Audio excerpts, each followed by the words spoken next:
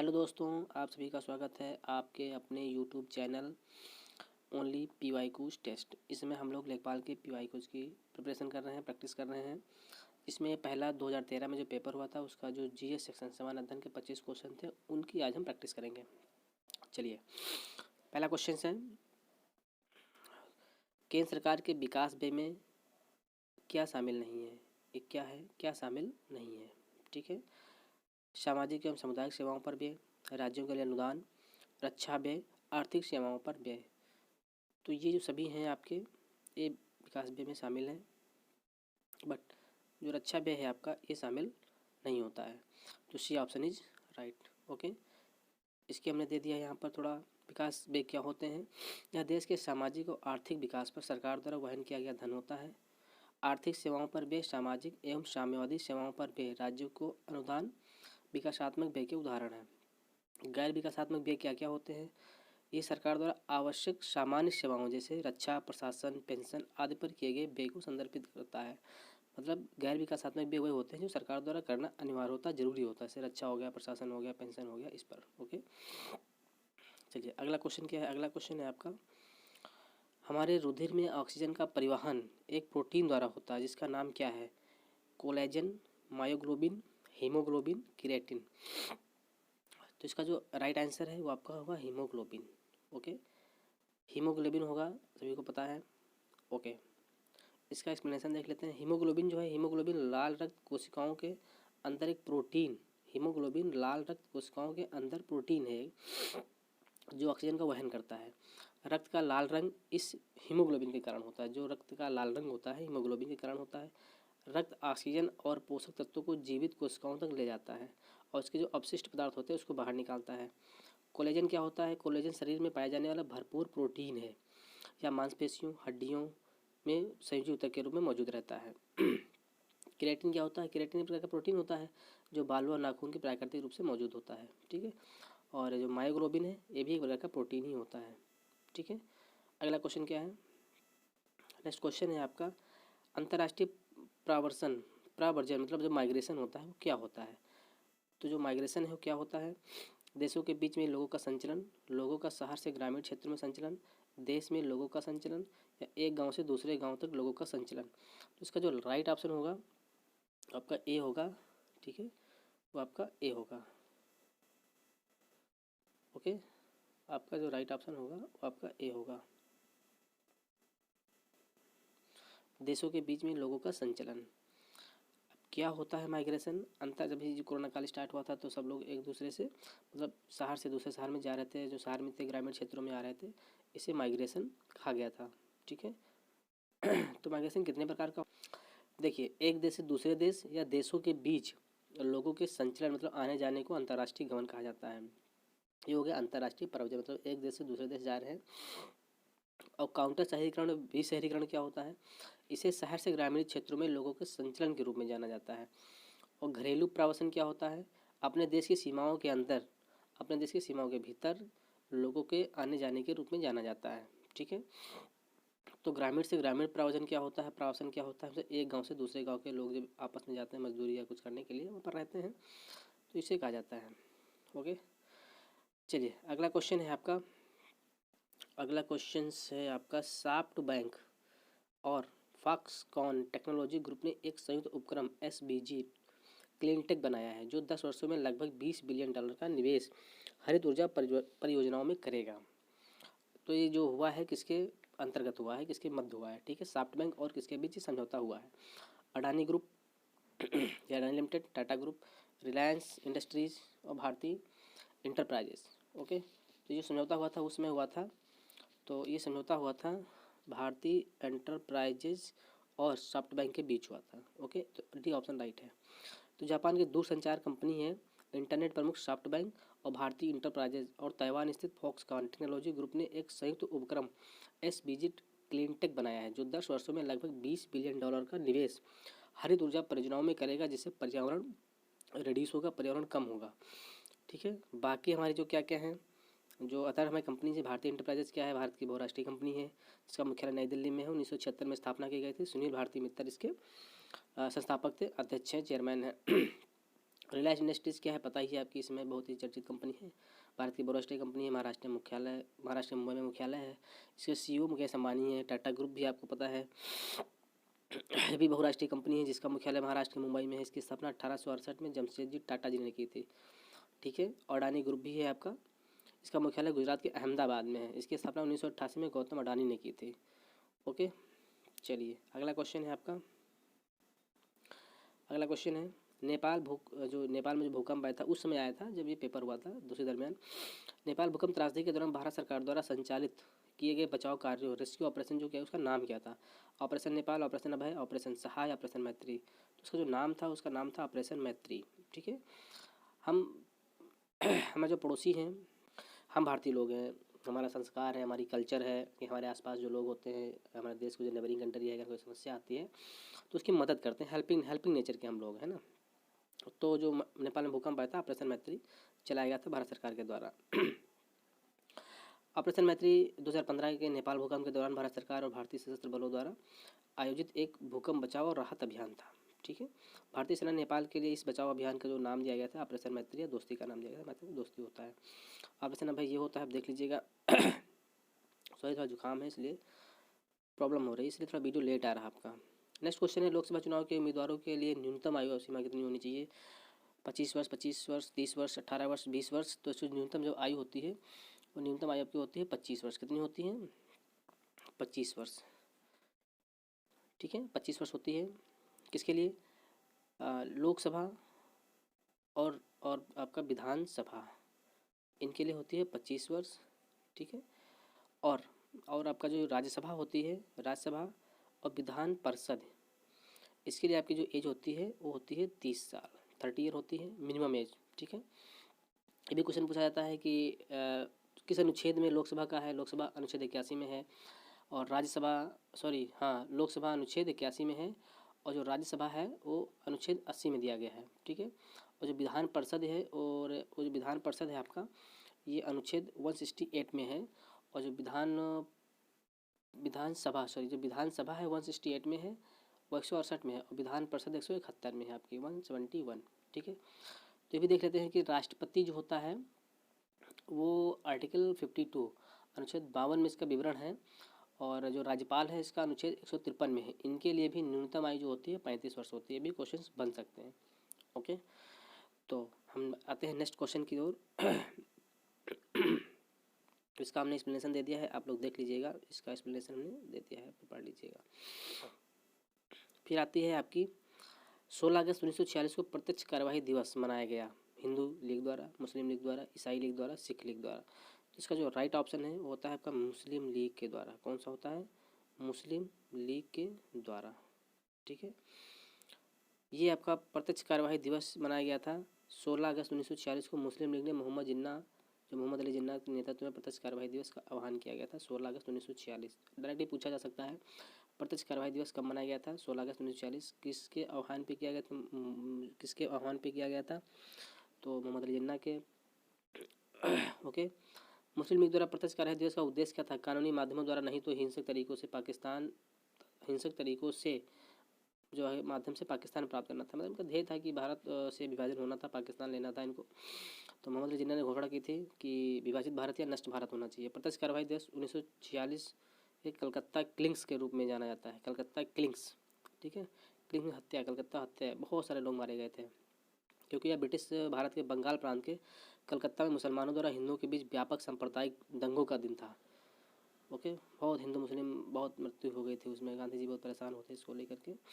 चलिए अगला क्वेश्चन है, चौरी चौरा घटना कब हुई थी? वो फेमस हुआ था, इसका भी 100 साल कंप्लीट हो गए हैं, तो चर्चा में है, क्वेश्चन में भी फ्रेम हो सकता है।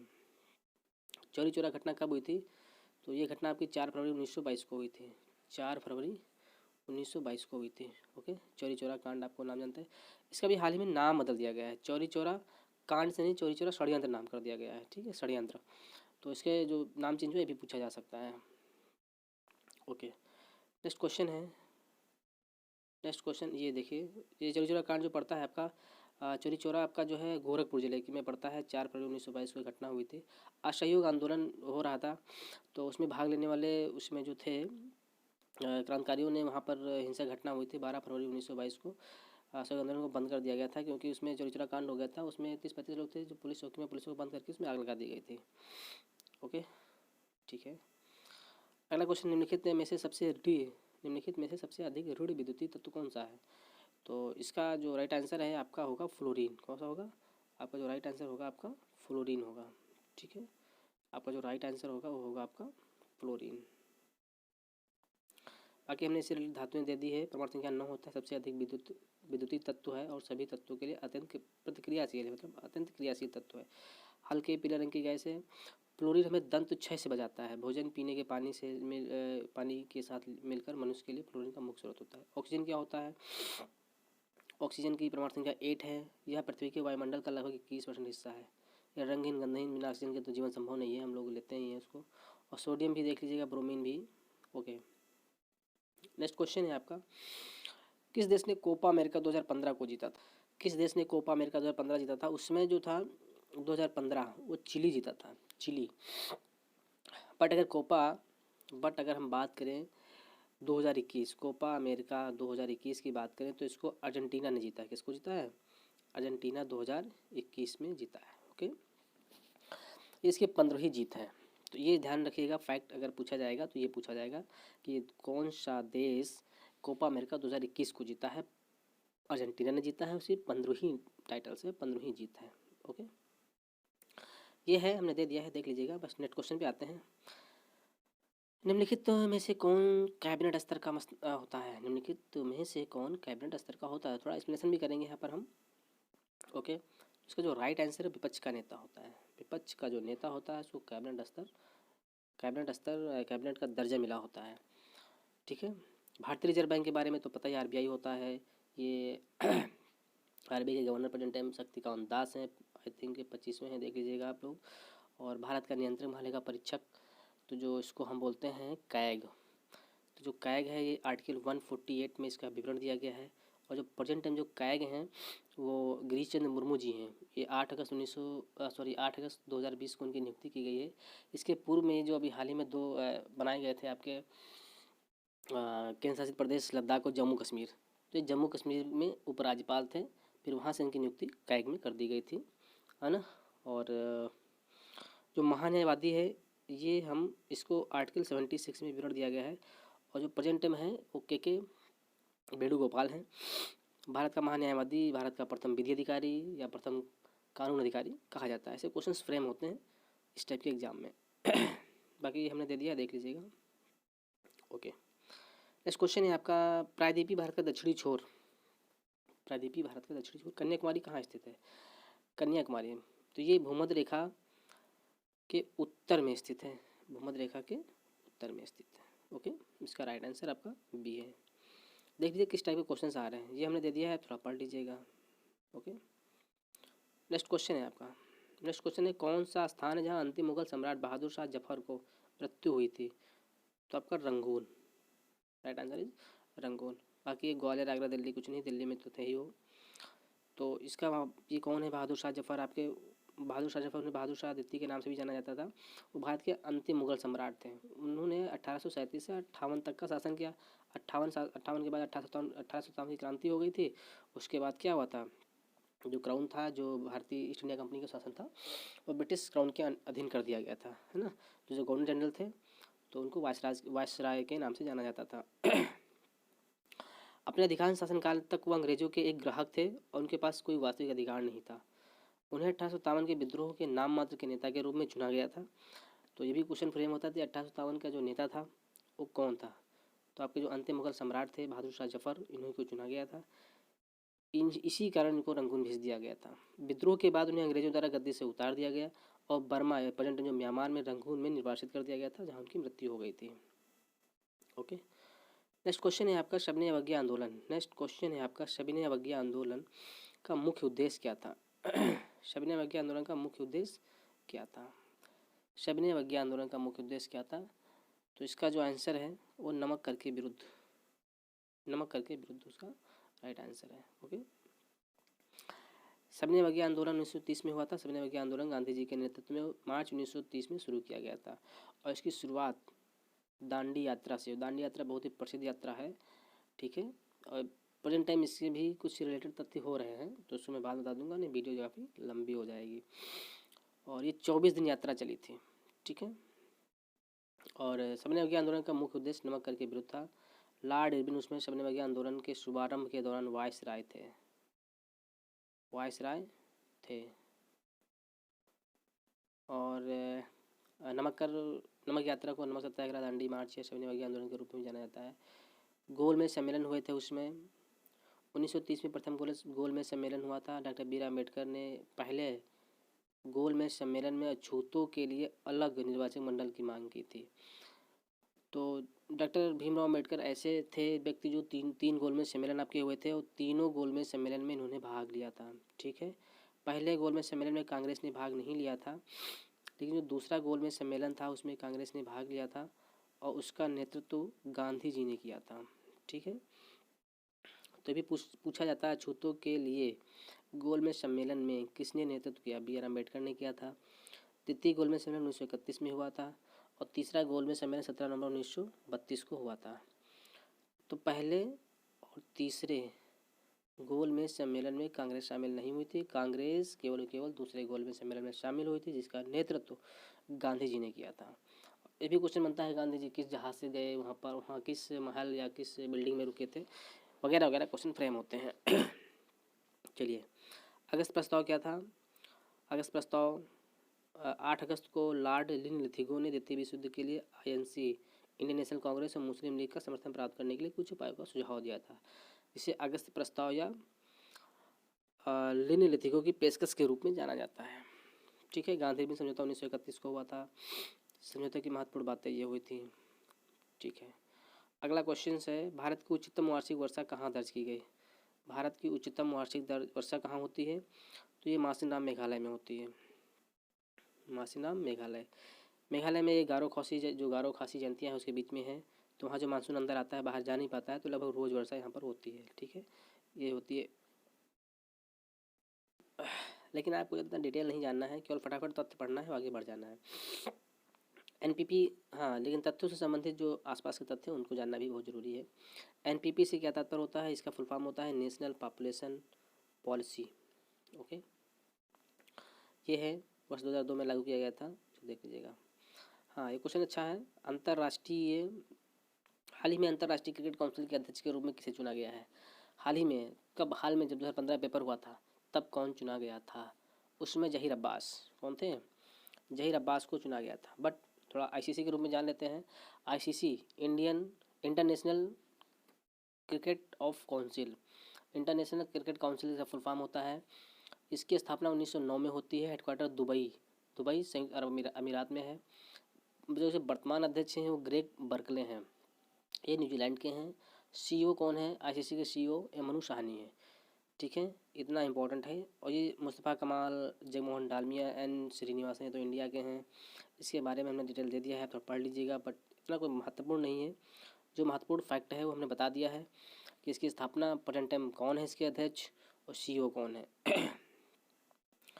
ओके, चलिए। जून 2015 ये इसमें करंट का क्वेश्चन है, बट इतना कोई इंपॉर्टेंट नहीं है, बस उसमें आया था तो देख लीजिए। ये करंट का क्वेश्चन था उसमें। जून 2015 के चौथे सप्ताह में 2 उद्यमियों और अनेक नागरिक निकायों के बीच अपशिष्ट प्रबंधन पर समझौता किया गया था। वो समझौता कहाँ पर हुआ था? वो असम में हुआ था, ओके। चलिए, नेक्स्ट क्वेश्चन ये है, और देख लीजिएगा आप लोग। नेक्स्ट क्वेश्चन, आच्छादन अनावरण पर किसी पदार्थ का वायु से नमी का अवशोषण का जो गुण होता है उसे क्या कहते हैं? उसे हम लोग कहते हैं प्रस्वेदन। क्या कहते हैं? प्रस्वेदन कहा जाता है, प्रस्वेदन, ओके। प्रस्वेदन क्या है? आच्छादन, अनावरण पर किसी पदार्थ का वायु से नमी का अवशोषण, ठीक है। किसी पदार्थ का वायु से नमी का अवशोषण करने के गुण को प्रस्वेदन कहा जाता है। शुष्कन क्या है? यह किसी वस्तु से नमी को पूरी तरह हटाने की प्रक्रिया है।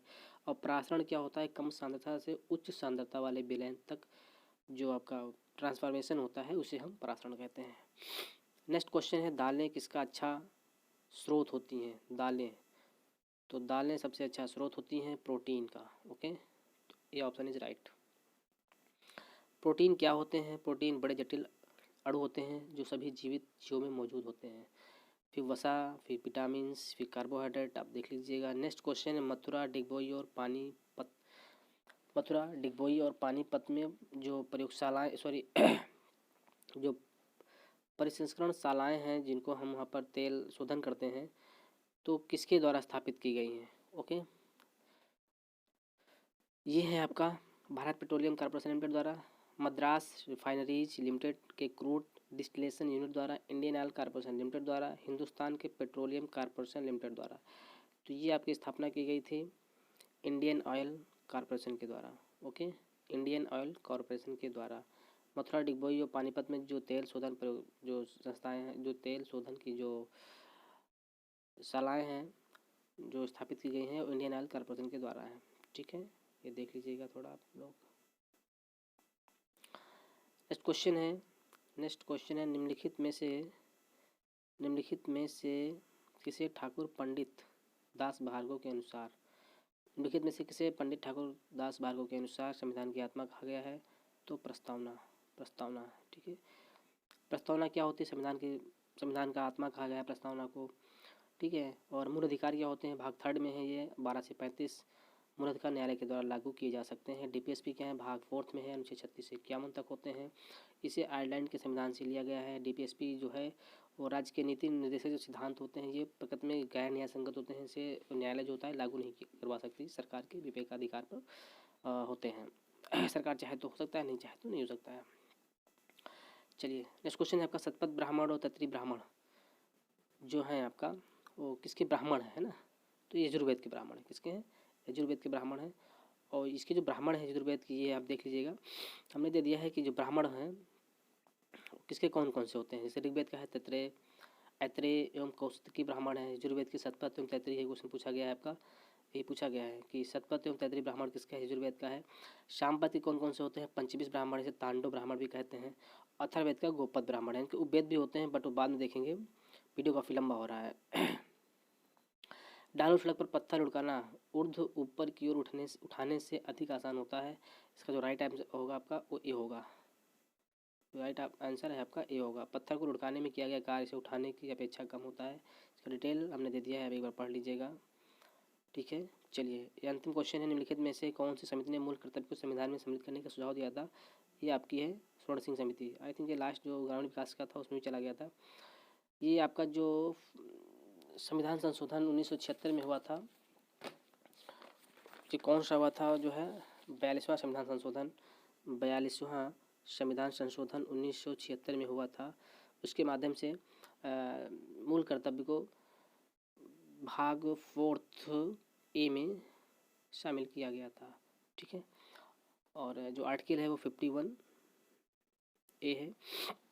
सिफारिश जो स्वर्ण सिंह समिति थी, सिफारिश 8 की गई थी, शामिल 10 हुए थे, लेकिन प्रेजेंट में 11 मूल कर्तव्य हैं। 11वां मूल कर्तव्य क्या था कि जो आपकी प्राथमिक शिक्षा है वो अभिभावकों की जिम्मेदारी है, उनके संरक्षक जो हैं उनकी जिम्मेदारी है।